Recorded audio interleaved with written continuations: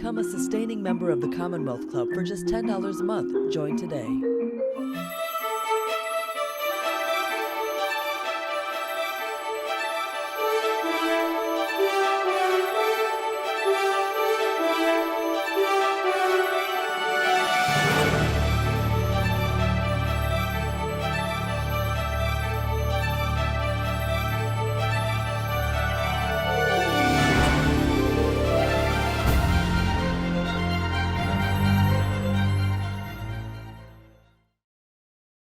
At the Commonwealth Club of California.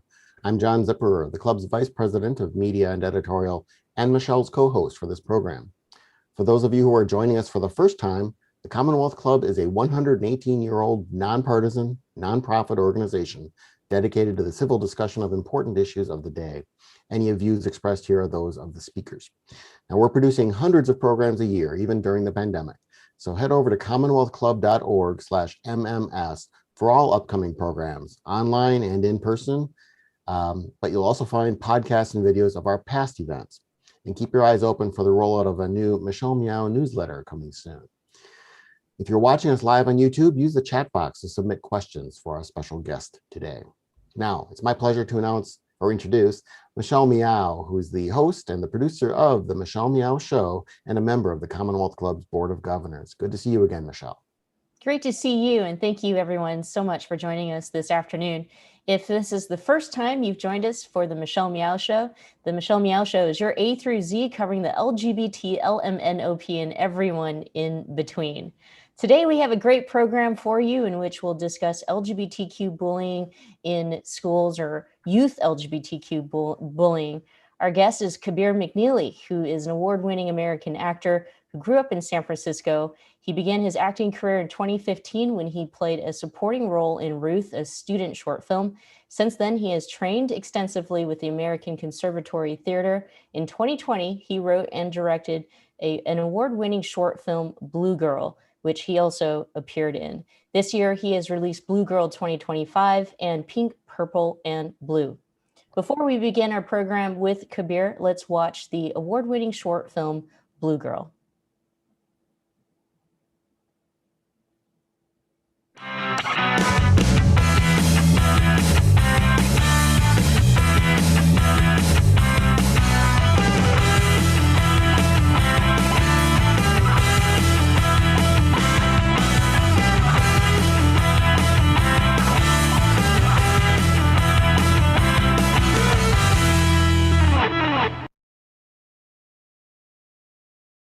Hi. Hi, are we the first ones? I think so. We always are. Yeah. I'm so looking forward to when we can be in person again. Me too. Hello. Hello. Hi. You guys, I have to tell you something. What is it? Hey. Never mind. Katie, you look like such a boy today. No, she doesn't. Shut up. Hi. Hey, Jenny. Hey, girl. How are you? Oh my gosh, we have to go shopping. Yes, girl. Hey. Hi. Hi. Hello. Why does Katie always look so boyish? I saw her staring at Joanna at prom the other day. Looking at her all funny. I think she's You do realize your audio is still on, right?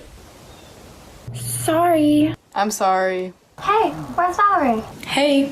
Hello. Hi. Hello. Hi. Where is Valerie? Hi, everyone. I'm so sorry I'm late.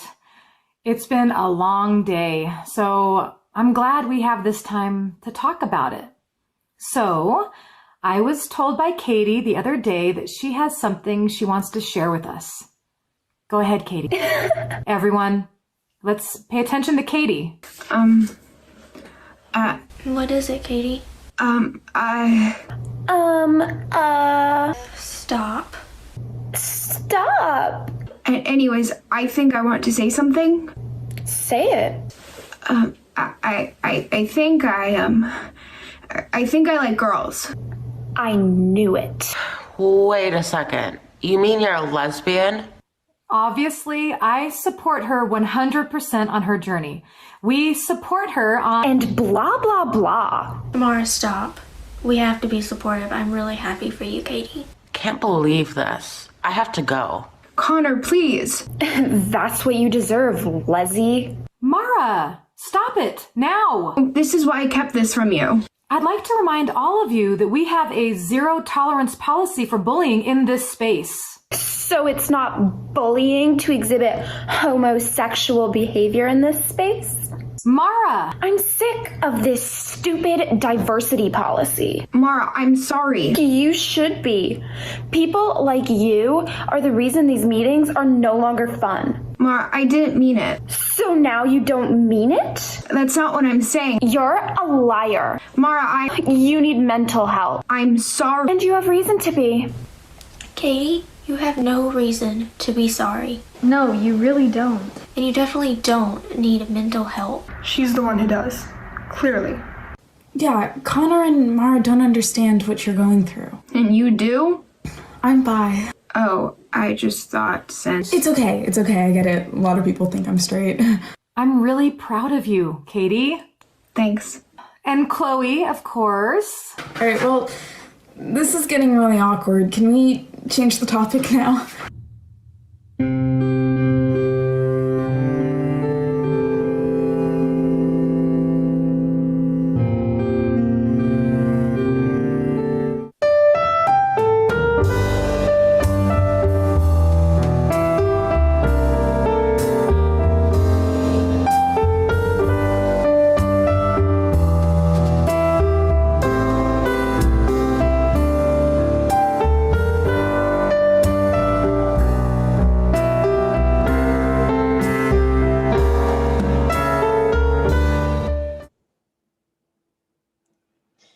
Kabir, welcome. Thank you so much for joining us here at the Commonwealth Club, and thank you for that film. Brilliant, brilliant, brilliant film, from Thank you. Thank acting you. to everything. Yeah.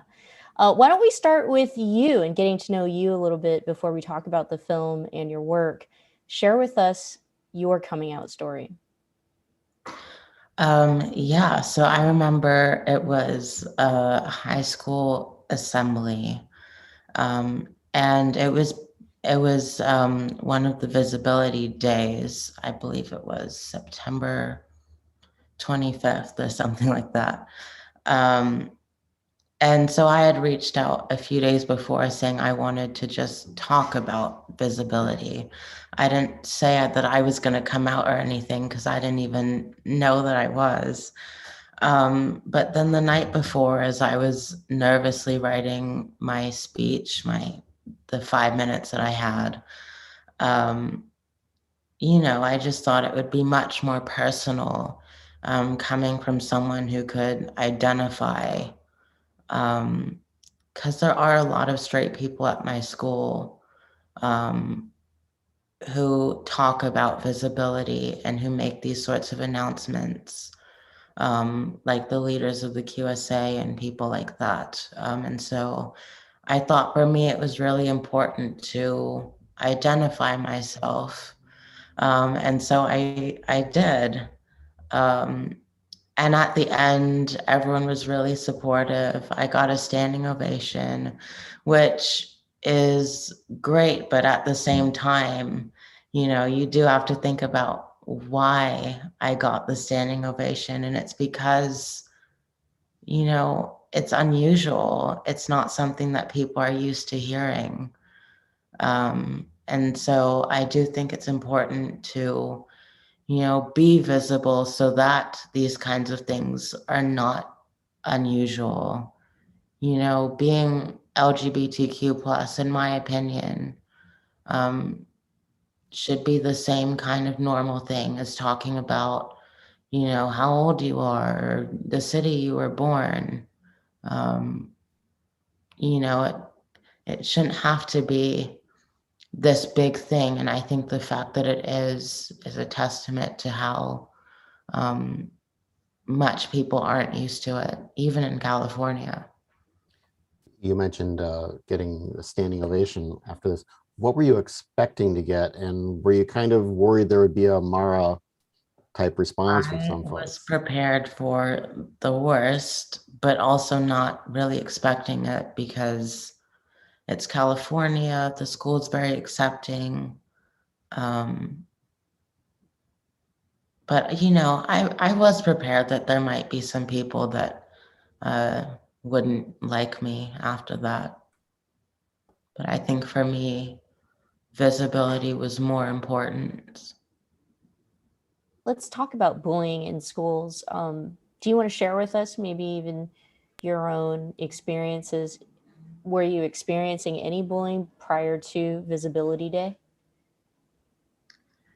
Not at high school, but at middle school there was some, because I started presenting myself a little bit differently in 8th grade. I think I always wanted to come across as this very masculine sort of dude kind of persona. That's just not mine. And so in 8th grade, I sort of stopped playing to that persona and embraced my artsiness as a male. And a lot of people weren't accepting of that. I remember there was a pair of pants that I would wear that it was pink and it had like green flowers on it. And, you know, I wore it because I liked it, which is why people should wear clothes, not because of, you know, what other people think. But several people, you know, said that the pants were kind of wacky, which they were. But then there were comments like, you know, why don't you wear this for Wacky Wednesday? Or like, you don't want to look like a clown or whatever. So I think that's sort of the tipping point where it becomes bullying for me. How did your interest in the arts and I guess eventually specifically filmmaking, do you know where that kind of originated from? And did you recognize that this is an area where, you know, you would be able to express yourself and maybe even find a bit of a refuge from some other parts of life? Yeah, so it started when I was 7 years old. One night, my dad, who I think you've had on the show before, told me a bedtime story, which I really liked. And the next day, my dad was free off work and it was just him and I at the house. And so I just sort of picked up my iPad and I narrated the story and I sort of made him act it out as I narrated it. And, you know, obviously, because it was very unplanned and all, and, you know, made on an iPad, it wasn't, you know, a great film, but it was a great experience. Such a cliched thing to say, but it's true. You know, to be able to do something spontaneously and sort of find true enjoyment in doing it. And I would go around school calling myself a child actor because I narrated it and I took that very seriously. And, you know, I think my teacher sort of had to pull my head out of the clouds after a while. But, you know, it's always fun for a 7-year-old to sort of think that they finally made it at, you know, something that they enjoy. Let's talk about Blue Girl, the film, and the inspiration behind it. I mean, it's so interesting because when you released this film, we were pretty much going into lockdown, and it looks like it was shot in Zoom rooms. Everybody has been in Zoom for the last year. But you still felt like you were on campus, still felt like this is how, you know, kids might behave these days. But because this is how campuses work. It's interesting because I'd actually never met anyone until after the film was done, because then we started doing screenings and things when I got to meet some of the people virtually. but it was still nice. So it's very interesting because a lot of people spoke about the chemistry between the people, which is quite a weird thing to hear because we were all acting in front of our camera phones or computers, and it's sort of a compilation of self-tapes, essentially, which were put together to make a film. How did you come up with the idea to do this in the first place and then decide, okay, I'm going to do it and here's how I'm going to do it, and then to get the people who to actually participate in it? I mean, what was the behind the scenes story on this? So a bit selfishly, it actually started with Connor. I don't know, it's just the kind of character I wanted to do. And so then I started to flesh out everything else, and it became a story. And it takes place on Zoom, which is perfect because it means that we can do it without, having to meet in person and follow these strict COVID guidelines for everything. And, it also gave me exposure to an international cast, which is something that you could never, ever do on a low budget, if it's an in-person film. Let's talk about the script. And I assume that you wrote the script for the film as well. Yes. And if that had truly happened in real life, or if those are experiences of young people these days who are LGBTQ. Absolutely. I mean, the unfortunate reality is that, not all schools are supportive of LGBTQ plus youth. And a lot of schools like this one, of course, have, people in it who are very vocal about their hatred.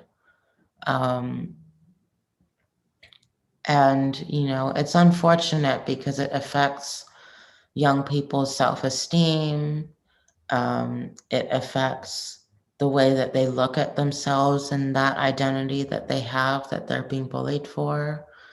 And I think that's the thing, is a lot of these people don't really understand the long-term impact of, what their bullying can have on people, which is why I made Blue Girl 2025, the sequel,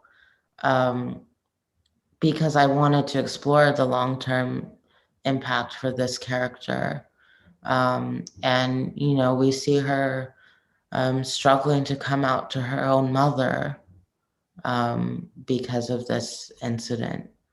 So it really does have very large side effects.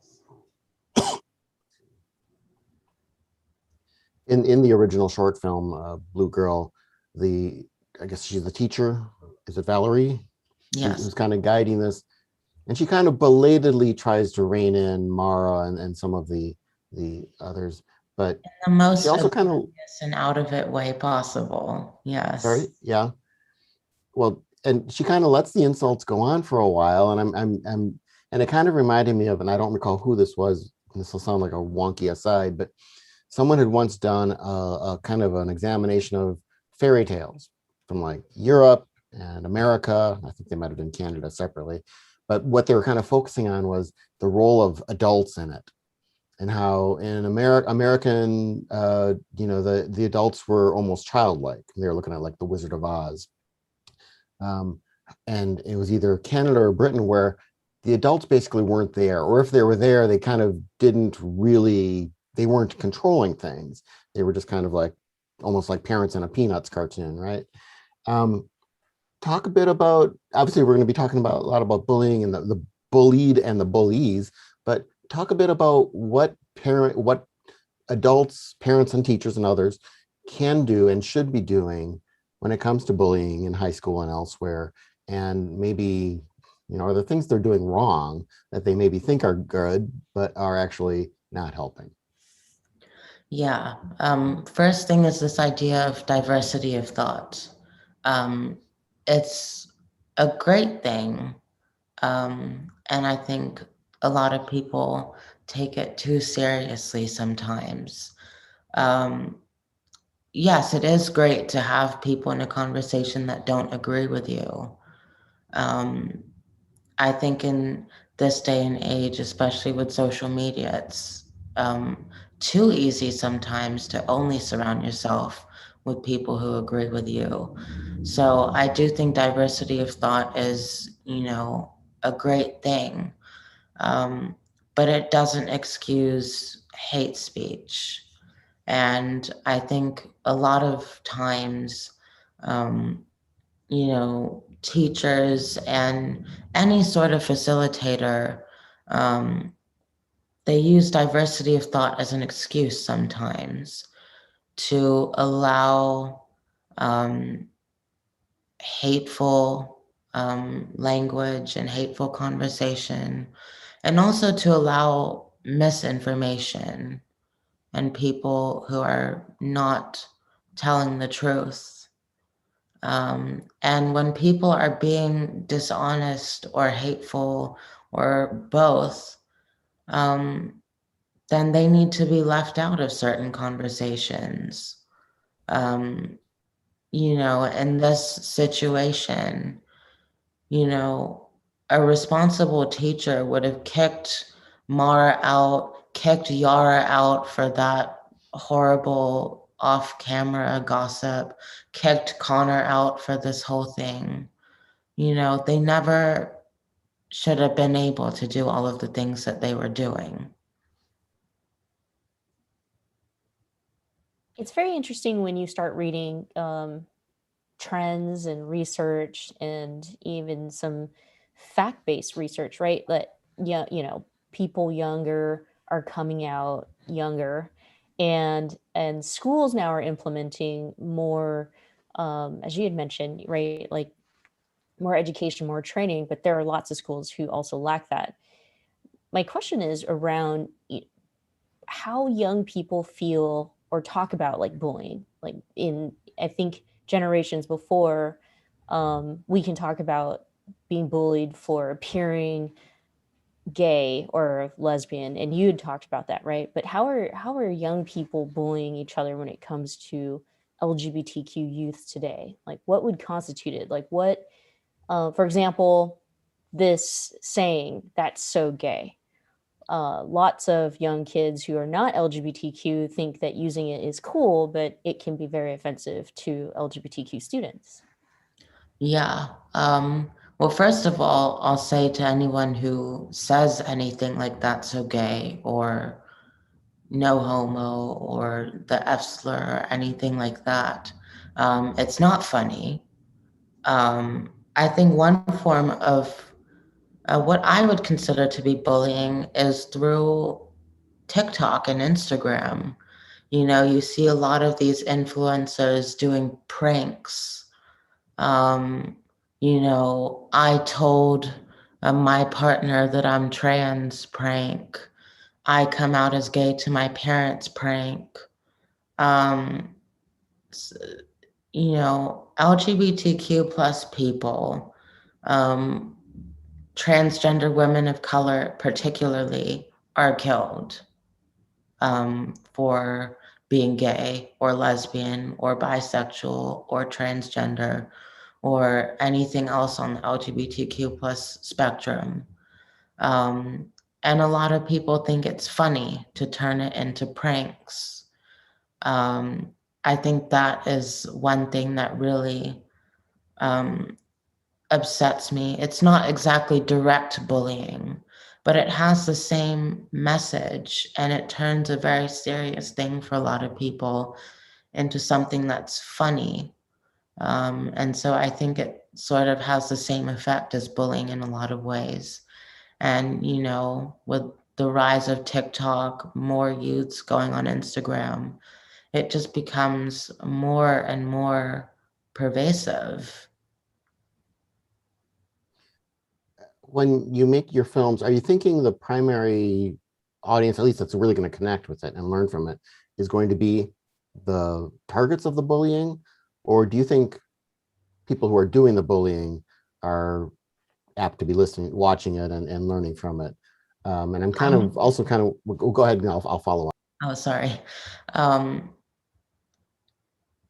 Yeah, I make it just for, young adults and teenagers. That is the target. And whatever people's stances are on this, I think all middle school and high school and college students should be exposed to things like this, no matter what their stance is. And I think, the great thing about showing it to everyone is that they not only understands the impact of bullying, but they also understand the impact of allyship. Because there are a lot of bystanders out there who let this kind of thing happen. And so, I think whatever people's thoughts are, they should all be exposed to this kind of education. And I guess when it comes to the people who are actually doing the bullying, do you think most of it is, I don't want to say unintentional, but I mean, they're doing it, and therefore when they see that, oh, that's really a harmful thing, they will change? Or do you think it's this, and unfortunately I'm seeing more of this, where people are like reacting to being told that they're, saying something racist or horribly insulting, and they double down on it because it kind of going back to what you were talking about earlier about, diversity of thought. It's like, well, this is a badge of honor for me that I'm owning the libs or whatever it is they want to complain about. So maybe I might just be kind of saying I'm more pessimistic about the ability to change a bully, but tell me your thoughts on that. Yeah, first of all, because art is very indirect. I'm not actually talking to these people. And there are certain minds that can't be changed through a short film. And I'm not trying to change those people's minds. It is a piece of art that is made for people who are willing to receive it and listen to it and accept it. And for those who aren't, they're not going to get anything out of it. And really, there's just nothing I can do about that. But I made the piece for people who are willing to watch it and listen to it and accept it for what it is. I think that, the film will help young people or people your age or younger kind of see themselves. And if they are involved in bullying behavior, hopefully they can see like, oh, well, maybe I am being a bully and I don't want to be that jerk. You kind of might be saving young people from growing up to be jerks. Because in my opinion, it's like the adults sometimes are the problem, which, right, you've demonstrated in the film, and kind of have to check themselves in their behavior. And so that's what I love about the film, is that, it's not, like you said, it's not just for any one age group. Talk to us about the importance of having support. Like you mentioned your dad and being supported from the get-go, and, and also having support of your family as an LGBTQ person. First of all, let's just talk about the statistics here. Transgender identifying youth are far more likely to commit suicide or even attempt it when their parents are not supportive of them. And, I think parents need to hear that. Even if they're not accepting of the LGBTQ plus community. I think a lot of them still want their kids to live a long life. And so I think parents need to understand that by not being accepting, they are putting their child in harm's way to do terrible things to themselves. Because parental opinions, they affect a young person and even an adult child's self-esteem, self-worth, happiness, ability to succeed, and an overall feeling of worthiness. And when the parental opinion of any part of their identity is not accepting, it's very, very harmful. And in terms of having a supportive system, it's also great to just have someone to talk to when someone isn't being supportive. When someone is not being accepting of you, there's nothing more devastating than to find yourself in a situation where you have nobody to talk to. One of our viewers writes, you are fortunate that you recognized who you are at a young age. I didn't come out to myself until I was 40. I told my mother and she replied, so you finally figured that out, huh?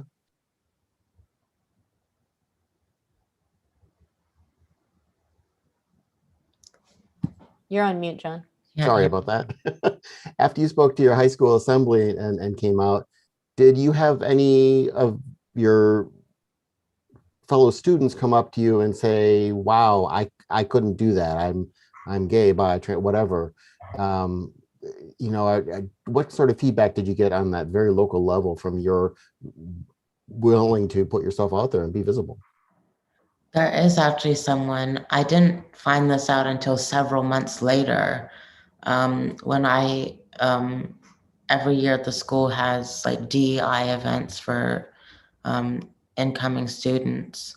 And so that year, during a DEI event, there was an LGBTQ plus space. And this student was originally planning on going to a racial affinity group, but they changed their mind and they told me there, after coming out to the whole group of people who was at that space, that I helped that person by coming out myself to become more comfortable, and also for them to witness the school being that accepting of someone that, they felt more ready. Who are some of your, heroes, sheroes, or people who inspire you as LGBTQ people today? Yeah, I would say Laverne Cox is, truly amazing in everything that she does. And,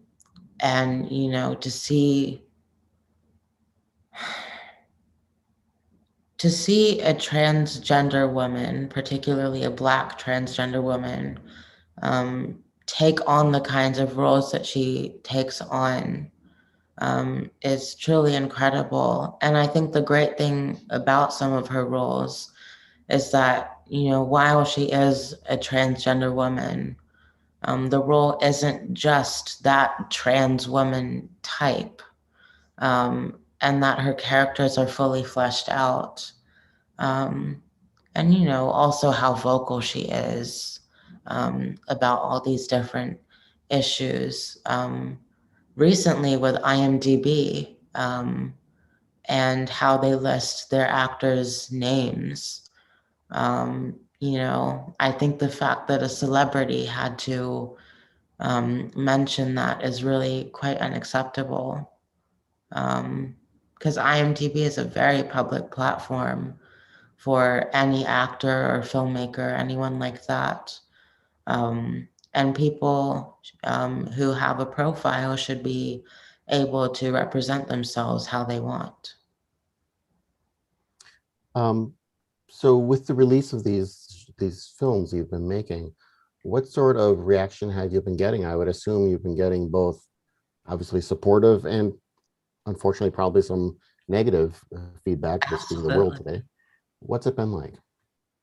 I mean, first of all, it's just part of putting out art into the world. You know, people don't like art. It's a very subjective kind of thing. So even without the LGBTQ plus aspects, you know, I was still really opening myself up to a lot of negative feedback, and I got some. And, you know, some of it is hateful. You know, people who don't understand why these stories need to be told. I think that's a lot of what causes this hate and bullying is a lack of understanding and a lack of exposure. You know, I didn't even know in my middle school, because they never talked about it, what transgenderism was. I didn't know what bisexuality was until 8th grade, because all they would talk about up until that point was just homosexuality. And it's great that they're talking about homosexuality because a lot of schools aren't even at that point. And at the same time, you know, I was already 13, you know, when I was in 8th grade. And I know 13 in general is a very young age, but, you know, to find out about these things, you know, 13 is too old. You know, you're already sort of thinking about these things on your own, you know, sexuality and things because of puberty. And you're in a position where you're not even fully aware, which I think is very hard. And, you know, because a lot of young people aren't exposed, they think this kind of thing is not normal. And it is normal. And I think a lot of people who are hateful of the LGBTQ plus community have people in their lives, best friends, romantic interests, sons, daughters, parents, you know, aunties, uncles, cousins, classmates, teachers, whoever, who they don't realize are a part of the LGBTQ plus spectrum, which is why visibility is important, because then people will realize, you know, the thing that they are fighting against, the thing that they are hating, is right in front of them. So, and it exists everywhere. Right. It really, really does. It's interesting, you know, that when we talk about curriculum or we talk about programs in schools, not very many young people get a say. It's usually the adults who are making the decisions. And not saying that like young people should come up with their own, you know, curriculum, but if you had a say, how would you improve or create a safer place for LGBTQ students? Like you'd mentioned, you know, it wasn't until 8th grade that you learned more about LGBTQ or sexuality. But I'd love to hear your thoughts. How young do you think that we should start introducing at least stories of LGBT people? Before puberty. I'm not going to say an exact age because every person is different. And there are a lot of factors like body maturity and also the mental and emotional maturity of a person to understand these types of things. And so there really is no one size fits all approach to this. But, you know, people should be going into puberty knowing what sexual orientation is, knowing what gender identity is, having at least some understanding of the spectrum so that when they're navigating their identity, they know, you know, what it is that they're dealing with. Mm-hmm. And just to add to that, what about even just talking about LGBTQ people in history? Like if you were to put an identity on Harvey Milk, for example, if you knew about Harvey Milk before middle school, would that help? Would that be important? I did know about Harvey Milk before middle school. And I think it's great. But I also think people need to look at who it is that they're talking about. Because a lot of times these figures that are represented are gay men, specifically cisgender gay men. And there are a lot of LGBTQ plus figures, you know, from Stonewall and politicians who are LGBTQ plus women, LGBTQ plus people who are transgender. And, you know, I think if we're talking about Harvey Milk and these other cisgender men who are gay, then why aren't we talking about, you know, lesbian people, transgender people in the same way? And also, why aren't we talking about bisexual people? Bisexual people make up more of the LGBTQ plus spectrum than any other LGBTQ plus identity. And yet it's the least represented in the media. I'm going to apologize for my internet connection. I've been knocked off twice here, so we'll see how long I get to stay on now. Michelle, you might end up finishing the program without me. But so I apologize if I mention anything that you talked about when I was disconnected. But I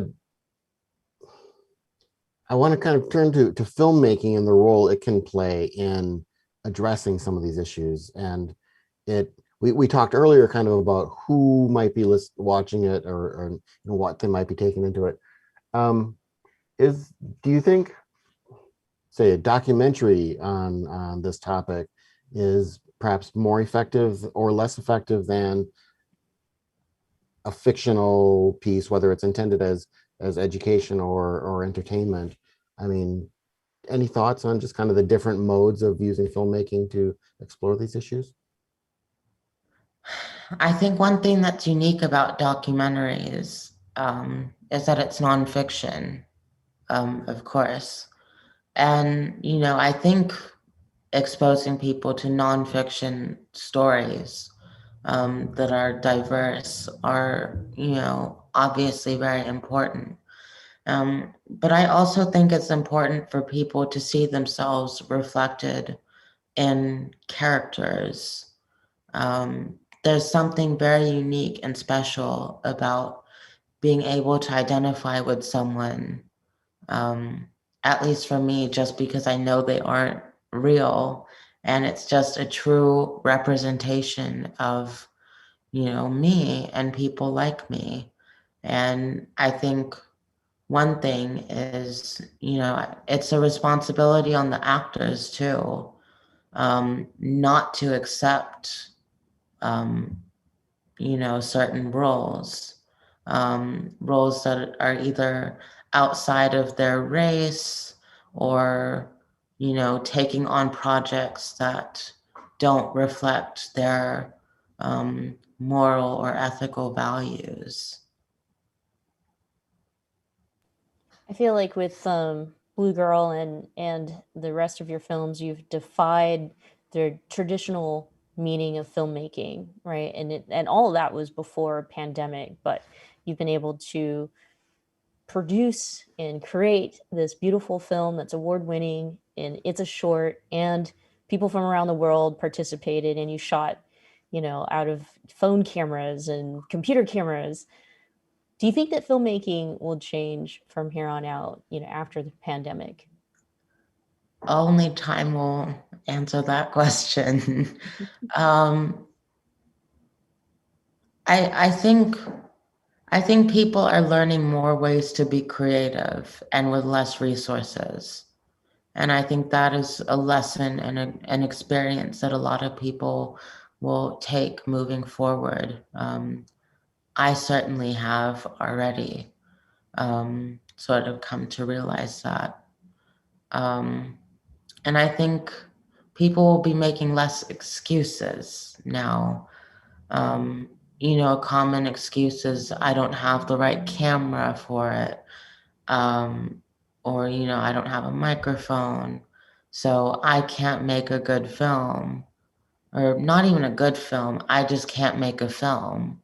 And that's not true. If you have any sort of thing with a camera, like a phone even, and a software to edit on, you can make a film.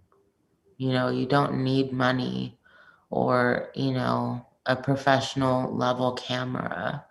And most people don't start out with all of that. Mm-hmm. And even casting, I think, to your point, maybe hopefully we don't return to the excuse of not being able to cast a trans person or a non-binary person or a gender neutral person. It almost seems like, nowadays, just like you said, you can do it. Here is my message to those people who make that kind of ridiculous excuse. If you cannot find a diverse cast, it is because you are not casting a wide enough net to find these people. It is not because they do not exist. It is not because they are not interested in your project and the story that you have to tell. It is only because you are not properly doing your job to find people who can tell your story and cast a wide enough net for it. In filmmaking, I'm quite passionate about that. well, in writing and producing and casting and directing your films and such, what do you, and as a writer and editor, I often would get this question: do you see yourself more as a writer or an editor? What part of that do you like the most? Do you truly want to do it all, or do you kind of see yourself more in the future focusing on acting or directing or writing? I love it all. I definitely would say my main focus is acting. But I do love the whole process. The writing, the editing, producing. It just, there is something about being behind the scenes where you are really doing the work from beginning to end to bring an idea into fruition, which you don't get just by acting in other people's stuff. And so, there is a rewarding feeling in doing that. I would say right now it's sort of happening with The Lies We Tell, which is my first feature. It's premiering August 22nd. Especially because it's a feature, just seeing it come together is such a rewarding experience that I would never have gotten if I was just an actor in it. Okay, we can't let that go by with just a short mention. Tell us more about that film. That's got to be exciting. Yeah, it's great. So the protagonist is actually a bisexual teenager. And I think the great thing about it is that, we know that she's bisexual, but it's not the only thing about her that we know. It's very much a story in which the main character just happens to be a bisexual woman of color, rather than a story about a bisexual woman of color and, the story just being focused on that. I think we need to have more stories like it because it normalizes the whole thing and it shows a person's personhood and their humanity outside of, just being LGBTQ plus. And I get to play a transracially adopted character, which is great because I'm transracially adopted. I've never played it before, so it was a great experience to do that. and also to have a cast that, are mainly people of color, playing a blended family. It's, all great. Now I really want to see it, and I'm sorry if I missed it. So how can we catch that film? So it premieres theatrically on August 22nd. I'll definitely send you the invite, Michelle, if you want to go. And we are pursuing a streaming release at the moment. That is awesome. I'm so excited for you. I'm sorry. Say that again. No, I was just going to go on with a different question. Okay, go for it, John. This is life in the Zoom age. Speaking of which, I mean, tell us a bit about what the pandemic has been like for you. I mean, both in your art as well as just if you care to, you personally. I mean, the air is so much fresher. That is the first thing. Whenever you go outside, you don't smell all the smog. I'd say that's one thing, like a silver lining of this whole thing.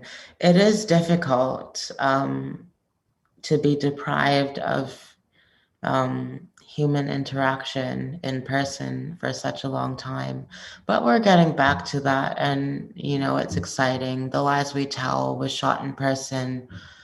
Pink, Purple, and Blue, which I released a little while ago, was shot in person. And it is difficult, especially to not be able to do what you love, because a lot of films are put on hold, and there are very limited acting opportunities throughout the pandemic outside of, these virtual roles and, voiceover from home. But it's great. I think it's forced people to be more creative and to find ways to do what they enjoy,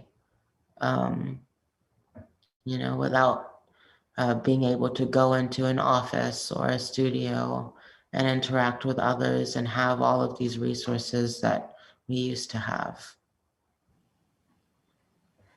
So who are you dying to work with in the future?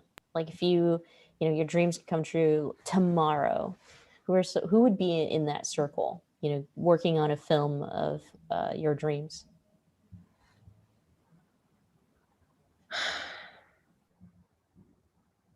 I think for me is, the dream is the work for me, not the person. I really think the dream for me is to continue to work with talented, professional, hardworking people who are good at what they do and who are all creative, and we all come together as a team to tell a story. I think that's the biggest dream for me.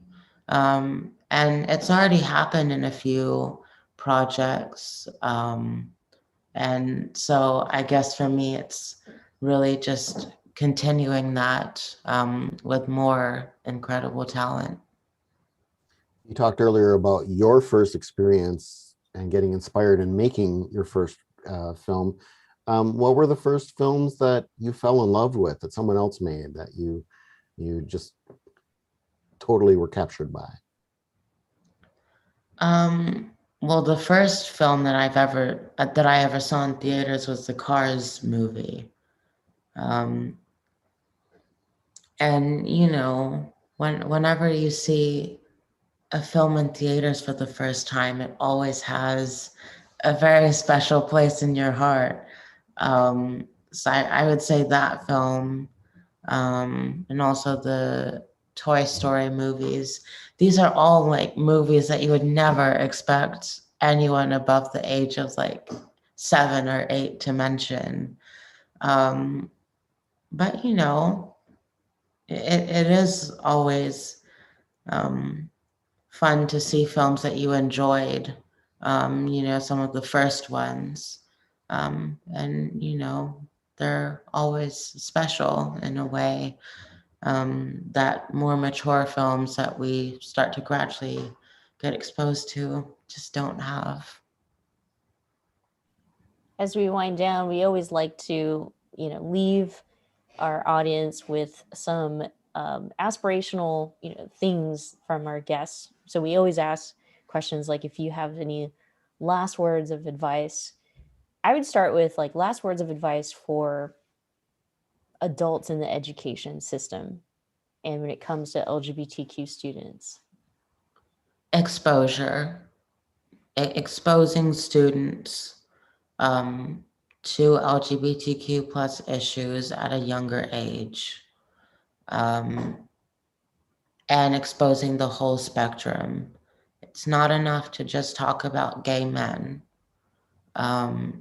You know, exposing the lesbian and bisexual and transgender and queer communities are also very important.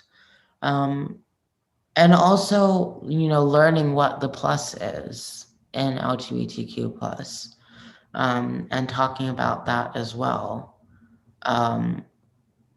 Because those are all real identities that people will feel. And, you know, when they are having to learn about it as they're questioning it, it's much, much harder than when they already know what it means to be pansexual or asexual or non-binary or anything else, you know, before they're starting to question those identities and see those as their own. And what advice would you have for people who want to, young people who are looking to get into films and video? Don't wait for other people. You know, even if you just see yourself as doing, you know, one thing, like you're just a director, you're just an actor, whatever. There's a certain experience from making films and doing the whole thing from beginning to end that they can't teach you in film school or, you know, in any class. It's, you know, there are certain things that you can only learn from making films. And from being on sets and being a part of other people's films. Collaboration is very important. If you're not a good collaborator, you definitely have to work on that. Filmmaking is one of those things where, you know, a lot of people get to have a stroke on the canvas. And so if you're the kind of person that wants to have a canvas to yourself and, you know, just make a film that's only yours, then you're not really going to do well. I'm sorry. Last question for you. So for everyone listening or who will watch this later and they want to follow you, they're dying to see your films, how can they do that? Yeah, so you can follow me on Instagram at Kabir McNeely, just my name, on Twitter and Facebook as well. And my YouTube channel is Kabir McNeely. It's all very easy, just under my name. And I believe my Facebook page is at Kabir McNeely Actor. And my Twitter is at Kabir MCN. Well, I can't wait, you know, to witness that moment, you winning an Oscar and, you know, all these things that great, amazing filmmakers, actors, artists, creators like you will win, because, you know, I know that's going to happen. Thank you so much for your time here, Kabir, and for sharing with us Your talent, like I said before, is such a gift. Everyone, please follow Kabir McNeely and all the work that Kabir is putting in making it a better place for all of us.